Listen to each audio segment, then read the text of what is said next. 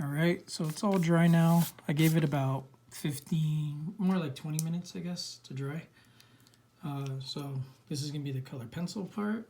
So I'm gonna start with the brown first, and like I see more detail around here than what I have in what I was able to do with the watercolor. And so this is just like kind of drawing over what we've already done.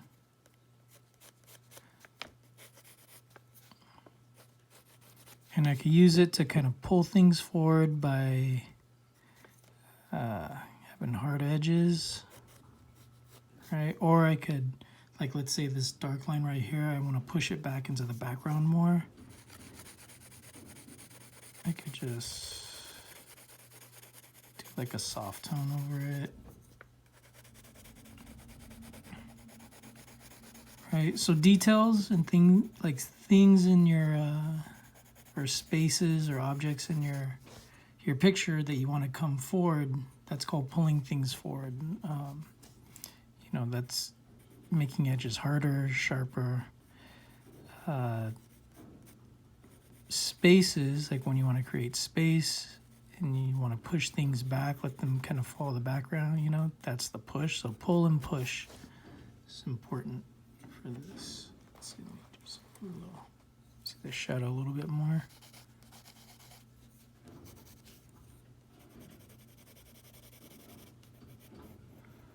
So that's why this project is in this class, the drawing class, because it's even though you use paint for a lot of it, it's mixed media, it's painting and drawing. And like the last layer that we kind of put on is more drawing. So all those same skills you kind of picked up in the last few assignments, like the still life ones, like the rendering skills, like apply all that to this. So we're just using color now. So it's gonna be a little more complicated than what we were doing before. Because we just had value, just black and white. So now we have value plus color. So like these tentacles have like more texture on them. And so I'll draw the edge kind of like bumpy.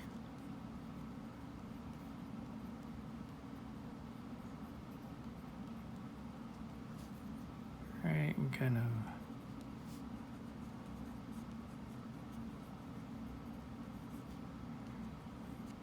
like take it from a smooth edge to kind of rougher edge.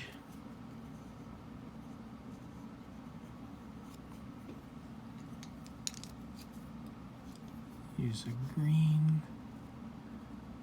So on this one, maybe I'll just do the bottom, like the inside of this curl with the green. So you kind of get like a little bit of a dark edge to that. And then some marks kind of coming out of there. Orange would work really good too to get the edges of these tentacles to kind of blend into the form, because like there's some ridges. Think of like the stripes, like the cross contour, right? I could put the lines in the direction of the form, whether it goes across the form this way, right, to show that these tentacle things have some roundness to them, or if it's like breaking up and kind of getting the stripes that kind of go through here, like the texture of the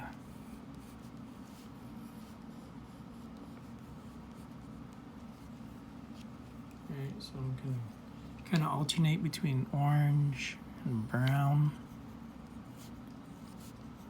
for these, like the darker parts brown, parts in between orange.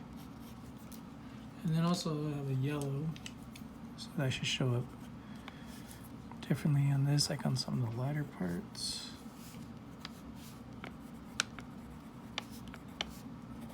I could also use a yellow to soften the edge of the orange around. So I'm kind of like, I put this on, like these orange and browns on really light with a light touch. And then with a heavier hand, I'm putting yellow over it. And that softens those, that lets those colors sort of blend a little bit more.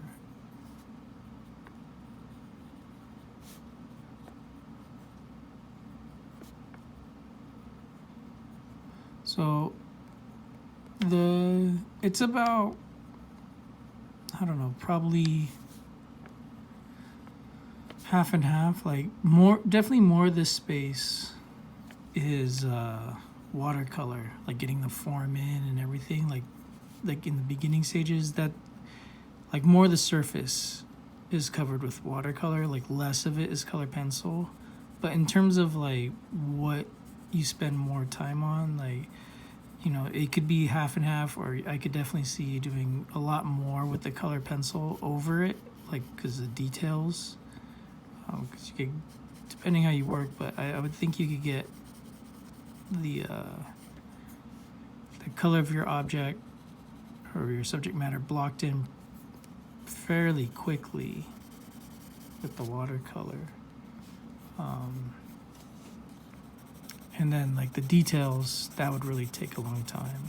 So, I mean, if we were in class, it would be one day, or like the first day, we would only do watercolor. And then the next day, well, you would have, your homework would be to finish whatever you want to do with watercolor. Then the next day when you come back, it would only be color pencil. And then your homework would be just to finish whatever you want to do with color pencil. But I would think that homework to finish the project would take longer than the homework in between the watercolor and color pencil. Just because you're trying to get everything to look really, really solid, you know. Trying to get the light to be believable. So, but yeah, definitely you want the watercolor to be dry. You don't want it wet when you do the color pencil.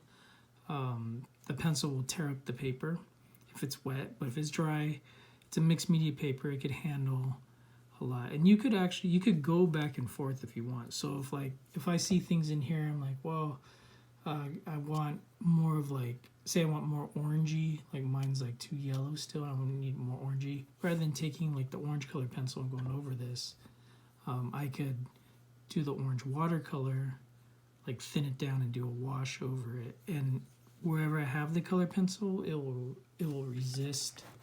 So like it won't, like the color pencil, the watercolor won't really like, it won't stick to the color pencil because the color pencil is sort of waxy. It will resist the water, it will repel the water. So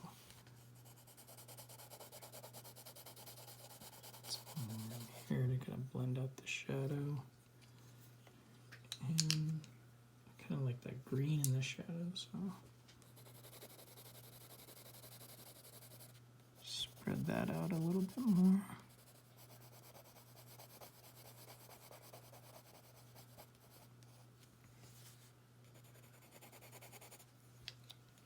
So put the green and then layer it. Oops. Yep. Layer it with the brown.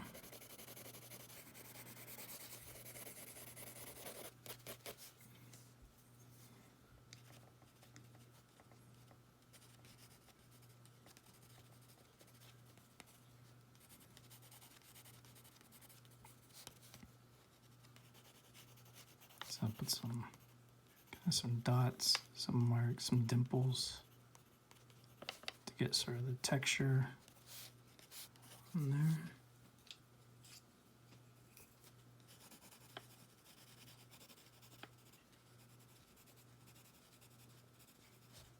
So I'm kind of going along this line, doing the marks along this line, but I'm doing little dots and kind of spreading them out. Almost like that line is like an axis to kind of work and like put my strokes along. So I could be really light with the orange.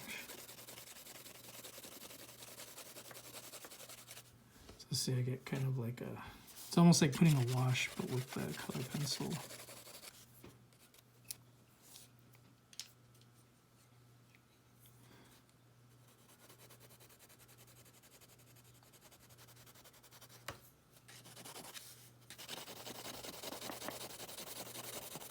Just kind of layer the yellow on top of there.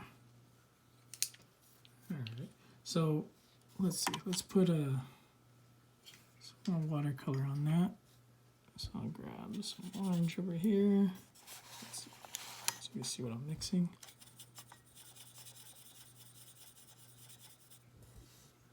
All right. And I kind of like this light highlight, so I'm gonna leave that, but I'm gonna start right underneath here.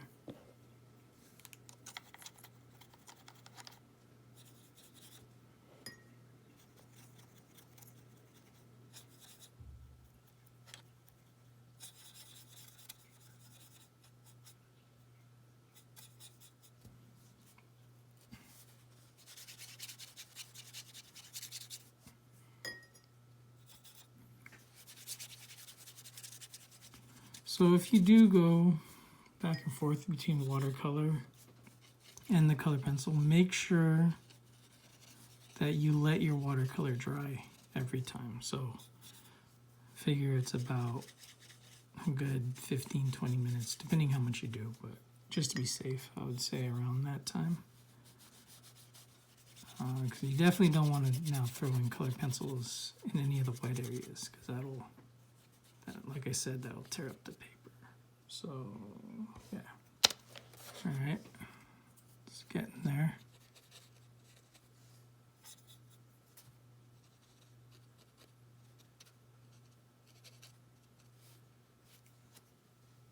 Put more brown in the background.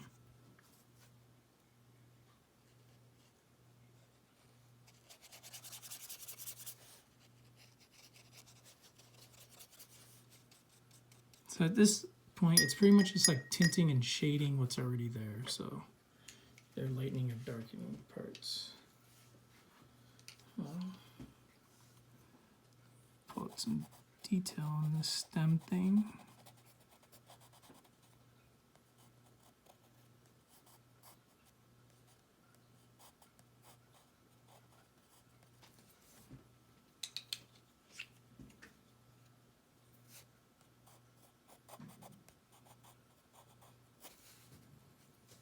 All right, so that's pretty much it for the demo. I'll post some other, or I'll attach, I'll probably email this out, like, I'll send some examples of student work. Oh yeah, the other thing is, so in the syllabus, it also says you can use white paint to do the highlights. You guys, I was gonna bring the white paint to class, is supposed to be part of your kit, so I still have it, but you don't have it. So if you do have white acrylic, you can use that, or you do have a white colored pencil, you could try and use colored pencil. This isn't really gonna do it as much as like white paint will, but yeah, if you end up having some acrylic or even like gesso, white house, like latex paint, like white latex paint, like house paint, you can use that. You know, because that'll go over everything, like really opaquely. So like that's more so because like the still life that I set up is kind of like some fruits, like pumpkins, the fruit, leaves, like natural stuff. But then I'll also mix it with like some of the bottles that you drew, like in the last still life. And so to get those white reflections on there, I would use, you can use some of it, like if it's a soft reflection, you can use the white color pencil, but I would use the white acrylic to go on top of there. So that's usually what I'd set up. So as far as what you guys end up painting, it's going to be on case by case, right? Like if you're doing something like my lemon here, you probably won't need white paint at all since the surface is pretty matte. It's not really reflective. But if you end up using anything like glass or metal, right, or plastic, right, like something like this, like the metal in this nib, Like you could use white for like the, for like the reflection right here on it. So depending on what you use, like you might not need to use the white paint. You could also, when you do the watercolor, plan for it. So like the white parts on here, you can just leave the white of the paper and then kind of draw on everything else, or like the, but then maybe this one would be harder because it'd be easier to kind of do this whole thing dark and then do like that white with the color pencil kind of soft on it, So, but yeah, I'd say set up a still life with maybe 2 or 3 objects, whatever you have laying around, could be organic, could be non-organic, right? Like I could start adding things to the setup. As far as a lighting situation, if it's if you have like a desk lamp, you just use one light to kind of like turn off all the lights in the room, and then just have your desk lamp on, and then you have like one defined light source. That would probably be the easiest. But otherwise, you just like work by a window and have natural light come in. It's up to you. But yeah, email me kind of progress shots, like how you're doing, and if you have questions, attach those, and I could reply back to you and let you know like what could help, what we could work on. All right. So next video will be the drapery drawing.